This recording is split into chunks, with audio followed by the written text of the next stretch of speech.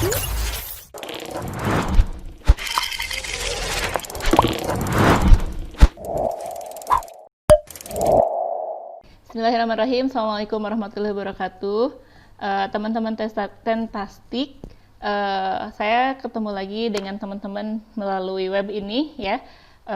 Kali ini saya akan menjelaskan mengenai unsur-unsur puisi ya, yang mungkin kemarin sudah sempat dibaca sama teman-teman di artikel sebelumnya, tapi mungkin teman-teman ada yang masih belum paham dengan unsur-unsur puisi tersebut gitu ya. Maka kemudian di sini akan menjelaskan sedikit, mudah-mudahan menambah pemahaman teman-teman ya. Oke, yang pertama untuk unsur-unsur puisi itu di sini ada di layar ya, tertera di layar.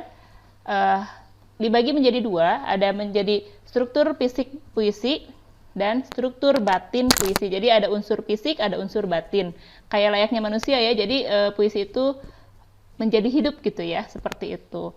Oke, yang pertama, mudah-mudahan ini kelihatan ya. Di sini ada perwajahan ya, perwajahan puisi atau yang sering kita sebut dengan tipografi puisi. Nah, dalam puisi-puisi yang sebelumnya, teman-teman mungkin bisa lihat ya, yang bagaimana sih yang dimaksud dengan perwajahan puisi itu, bagaimana puisi itu tampak bisa kita lihat ya.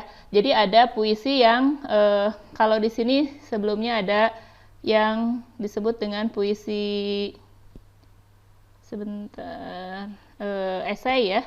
Ada yang disebut puisi esai. Nah, di sini ya. Ada ini jenis-jenis puisi, yang puisi baru, ada puisi kontemporer nih gitu ya. Nah, kalau untuk yang puisi lama itu kan lebih cenderung sama gitu ya. Memiliki 4 bait, kemudian setiap baitnya terdiri dari berapa suku kata, kemudian rimanya dan iramanya bagaimana. Nah, itu merupakan tipografinya, bisa kita lihat bahwa puisi lama itu selalu terdiri dari 4 bait, itu tipografi. Kemudian tata penulisannya juga gitu ya, tata penulisannya juga selalu biasanya rata pinggir gitu ya, seperti itu. Nah, kalau di dalam puisi kontemporer tidak demikian teman-teman ya, kita bebas menuliskan tanpa aturan ya, karena kontemporer, jadi sudah tanpa aturan. Teman-teman bisa menuliskan misalnya satu baitnya itu hanya terdiri dari 1 larik saja, misalnya 1 baris saja boleh ya, itu dalam kontemporer. Kemudian ada juga yang puisi dulu itu pada era tahun 2000-an ya, sempat muncul puisi kontemporer yang judulnya puisi kotak. Itu justru hanya kotak saja, hanya begini saja, hanya begini saja. Oh, ini tidak kotak ya, saya ternyata menggambarnya. Ya, hanya begitu saja. Ini puisinya judulnya di atas kotak gitu. Di bawahnya hanya gambar kotak seperti itu. Itu termasuk ke dalam puisi ya, di era itu diperbolehkan gitu, seperti itu. Kemudian ada juga yang puisi titik. Maka hanya titik, dari mulai titik 1 ya, titik begini 1 gitu ya. Kemudian ada titik sampai titik yang banyak. Itu judul dari puisinya titik gitu. Saya entah waktu itu mungkin jadi bahan perdebatan ya di kalangan penulis puisi. Tapi tidak jadi masalah karena itu termasuk ke dalam tipografi pada puisi kontemporer. Nah, tapi yang memang banyak dipakai oleh para penulis puisi itu memang yang hampir yang puisinya puisi naratif ya, puisi naratif, kemudian puisi deskriptif, itu yang banyak dipakai sama penulis puisi sampai sekarang gitu ya. Jadi tipografi itu bagaimana cara penyair menuliskan puisi itu. Setiap baitnya mau 1 larik, mau 3 larik, mau 1 larik itu, 1 bait itu dari atas sampai bawah misalnya, semuanya gitu ya, 1 bait gitu ya, tidak ada penggalan-penggalan. Itu bebas, tergantung pada penulisnya, itu tipografi. Kemudian yang kedua ada diksi. Untuk struktur fisik itu ada diksi sudah jelas ya, pilihan kata. Kata-kata yang digunakan dalam puisi itu tidak sama dengan kata-kata yang digunakan pada cerpen ya, tidak sama dengan kata-kata yang digunakan pada drama gitu. Kalau pada drama, pada cerpen itu lebih cenderung pada bahasa sehari-hari gitu ya. Nah, diksi ini nanti akan nyambung dengan yang selanjutnya nih, ada kata konkret, kemudian ada juga yang paling bawah itu di sini harusnya ada Bentar. Gaya bahasa ya, ada bahasa figuratif nih. Kalau di sini gaya bahasa sering juga disebut dengan bahasa figuratif ya untuk gaya bahasa itu. Jadi teman-teman untuk puisi itu menjadi satu kesatuan antara diksi, kata konkret dan gaya bahasa ya. Nah diksi itu sendiri apa? Kata-kata pilihan. Contoh misalnya gini. Untuk misalnya kata melihat ya, kata melihat. Melihat itu melihat ya. Kata melihat itu banyak padanan katanya. Misalnya ada kata memandang, ada kata menonton, gitu ya. Ada kata menatap, ya. Nah, misalnya ketika kita akan menggunakannya sebagai diksi pada puisi, mana nih yang enak digunakan ketika kita misalnya sedang melihat langit? Apakah melihat langit, memandang langit, ya, menatap langit misalnya. Nah, itu diksi yang menatap, melihat ini dipilih yang mana yang paling pas gitu ya untuk digunakan dalam puisi tersebut. Itu yang namanya diksi. Jadi pilihan kata. Nah, untuk nanti dalam praktek menulis puisi ini ya, teman-teman bisa menggunakan thesaurus ya. Thesaurus bahasa Indonesia. Jadi nanti di situ ada muncul setiap kata itu muncul pilihan-pilihan katanya apa saja gitu. Pilih sama teman-teman yang mana nih yang cocok dengan kata-kata yang akan digunakan sama teman-teman di dalam puisi teman-teman nanti gitu. Karena nanti teman-teman akan dituntut untuk menulis puisi ya. Kemudian yang kedua, tadi saya loncat dulu ya untuk yang kata konkret dulu. Untuk yang kata konkret nih, bedanya apa Bu dengan diksi? Tadi kan kalau diksi itu pilihan kata. Jadi dari seluruhnya kata-kata yang ada dalam puisi itu termasuk ke dalam diksi. Kata-kata yang dipilih di dalam puisi itu, ya diksi itu. Nah, kalau kata konkret apa? Kalau kata konkret itu kata-kata yang kalau kata itu digunakan maka bisa menimbulkan imaji. Nah, ini ke sini ya nyambungnya. Jadi kalau kata konkret ini, kalau kita menggunakan kata itu, ya, maka akan memunculkan imaji. Imaji itu apa, gitu ya? Imaji itu adalah daya hayal kita, daya yang berkaitan dengan panca indera kita, ya. Imaji itu ada imaji taktil, ya. Imaji taktil itu yang berkaitan dengan indera peraba, ya.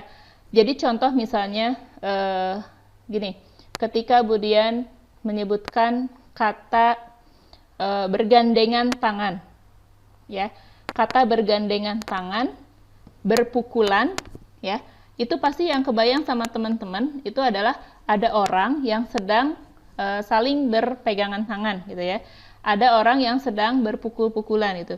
Nah itu imaji taktil berkaitan dengan indera peraba. Tapi kalau imaji taktilnya berkaitan dengan indera perasa, ya, indera perasa di situ. Imaji taktilnya itu misalnya contoh begini, rasanya tapi bukan rasa yang di mulut ya, tapi rasa yang di hati biasanya. Contoh misalnya untuk kata-kata pahit sekali kata-katamu misalnya, pahit kata-kata di situ itu bukan rasa ya yang muncul tapi di dalam hati gitu, seperti itu. Nah itu untuk imaji taktil ya. Kemudian ada imaji auditori. Jadi auditori itu pendengaran ya. Jadi kalau kita memunculkan kata dalam puisi kita ya, kata yang berkaitan dengan pendengaran, maka kita ketika membaca puisi itu akan merasa sedang mendengarkan. Contohnya apa? Contoh misalnya gemericik air ya. Ketika ada kata-kata gemericik air, maka yang dalam bayangan kita, hayalan kita yang muncul adalah kita sedang membayangkan air yang mengalir ya dari yang tinggi ke yang rendah, tapi kecil gitu airnya gitu ya. Bukan air yang ngegelontor gitu, bukan, tapi air yang sedikit tapi netes-netes gitu ya. Bukan netes-netes juga sih, mengalirnya tuh kecil gitu, seperti itu. Itu akan kedengeran suaranya itu bergemericik gitu, seperti itu. Nah itu termasuk ke dalam imaji auditori. Kemudian untuk imaji satu lagi yaitu ada imaji visual ya, imaji visual. Contoh misalnya imaji visual kalau misalnya kita menggunakan kata-kata dalam puisi kita itu daun bergetar, ya, nyiur melambai-lambai, ombak berkejaran, gitu ya. Seolah-olah kita sedang melihat daun yang bergerak-gerak, gitu ya. Seolah kita sedang melihat daun kelapa yang sedang bergoyang-goyang, gitu. Seperti itu. Itu adalah imaji visual, gitu. Seperti itu. Itu jadi saling berkaitan ya, teman-teman, dari diksi, kemudian kata konkret, kemudian ke imaji. Nah, nyambung lagi nih ke gaya bahasa atau bahasa figuratif. Karena apa? Gaya bahasa atau bahasa figuratif ini, gitu ya, ini pembentuk ruhnya dari puisi ini, gitu. Jadi kalau misalnya tadi kita sudah memilih diksinya, sudah memunculkan imajinya, sudah memilih kata konkretnya, maka sebetulnya kita akan merangkai sebuah gaya bahasa, gitu. Gaya bahasanya apa? Banyak gaya bahasa yang harus dipelajari ya. Jadi, tapi biasanya kalau di dalam puisi ini, yang sering banyak digunakan adalah metafora, misalnya ya, metafora itu perbandingan langsung. Kemudian personifikasi, tadi ya kayak misalnya kemudian menggunakan kata-kata nyur, melambai-lambai, ombak berkejaran gitu ya, itu adalah personifikasi. Kenapa personifikasi? Karena dia benda mati, benda yang bukan manusia itu dianggap hidup, seperti itu gitu ya. Kemudian gaya bahasa yang sering digunakan juga di dalam puisi itu adalah epipora, anafora, ada katapora. Ini adalah pengulangan-pengulangan kata, gitu ya. Kata yang sama diulang lagi di bawah, misalnya ya, itu termasuk ke dalam gaya bahasa atau bahasa figuratif, gitu ya. Teman-teman nanti mungkin untuk gaya bahasa ini akan ada sesi tersendiri ya untuk penjelasannya, akan dijelaskan lebih lanjut lagi, gitu ya. Karena memang tidak bisa dengan sendirinya ini, kemudian hanya mengulas di dalam unsur-unsur fisik puisi aja, gitu ya, seperti itu. Nanti setelah pembelajaran ini teman-teman akan membaca atau akan membuka di web mengenai gaya bahasa ya, khusus gitu, seperti itu. Oke, baik, untuk rima ya. Ada rima dan irama nih. Rima dan irama. Rima itu apa? Rima itu adalah bunyi akhir setiap kata. Ya, bunyi akhir setiap kata di mana? Di akhir kalimat atau di akhir larik. Itu adalah rima. Nah, sedangkan irama, iramanya sendiri itu yang ditimbulkan ya. Nada yang ditimbulkan dari rima-rima yang sudah kita buat itu. Misalnya ada na, ti, na, la, misalnya seperti itu. Seperti contohnya misalnya kita lihat ya. Di sini kalau nggak salah ada puisinya Sapardi nih, Sapardi Djoko Damono yang ini ya. Kita lihat, aku ingin mencintaimu dengan sederhana, dengan kata yang tak sempat diucapkan kayu kepada api yang menjadikannya abu, gitu ya. Nah ini adalah na di sini, kemudian di sini ada bu, ya. Di sini ada api, di sini ada bu. Itu adalah rimanya, ya, rimanya. Iramanya itu sendiri, gitu ya. Ini yang ditimbulkan dengan kata na, pi, bu, itu bagaimana ketika itu dibacakan, seperti itu, ya. Itu adalah salah satu contoh dari rima. Kemudian selanjutnya kita ke unsur batin. Ya, unsur batin puisi. Untuk unsur batin puisi itu ada 4 ya, beda dengan cerpen, beda dengan drama. Kalau di dalam cerpen, dalam drama itu ada 6 ya. Tapi kalau di sini ini ada 4. Yang pertama tema, sama ya. Dalam setiap karya sastra tema itu pasti ada. Kenapa tema pasti ada? Karena memang di dalam setiap karya sastra itu ada hal yang ingin disampaikan oleh pengarang kepada pembacanya, gitu ya. Nah, ini terkait dalam tema, tentang apa sih yang ingin disampaikan itu, gitu. Itu ya untuk tema. Kemudian yang kedua ada rasa. Rasa itu ada feeling. Jadi sebetulnya tidak semerta ya, tidak hanya begitu saja nulis aja gitu. Enggak begitu sebetulnya. Ketika seorang penulis puisi menuliskan puisinya, menuliskan larik-lariknya, gitu ya, itu bisa jadi dia sedang menyampaikan perasaannya, gitu.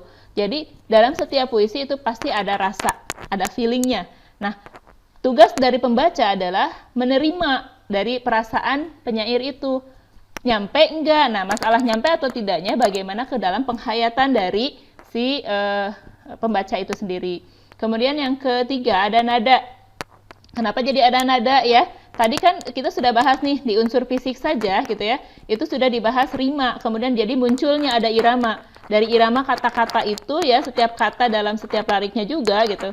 Itu bisa memunculkan nada. Jadi kalau misalnya sudah kita menemukan rasanya atau feelingnya, maka nadanya juga akan kita terima gitu ya. Bagaimana sih dari kata-kata ini nadanya seperti apa gitu. Itu nada itu yang dalam puisi itu adalah apa ya, genrenya ya. Jadi jenisnya puisi ini maksudnya seperti apa sih? Maksudnya ke arah mana gitu, seperti itu. Nah, kemudian yang terakhir adalah amanat ya. Amanat atau tujuan maksud ya. Ini dari pengarangnya itu dia menuliskan hal itu untuk apa? Seperti itu. Itu teman-teman untuk penjelasan dari unsur-unsur fisik dan unsur-unsur batin dari sebuah puisi. Oke, nanti teman-teman kalau misalnya memang masih ada yang belum paham juga setelah Bu Dian jelaskan ini gitu ya, maka silakan boleh japri ke Bu Dian ya. Oke, terima kasih teman-teman Tentastik. Assalamualaikum warahmatullahi wabarakatuh.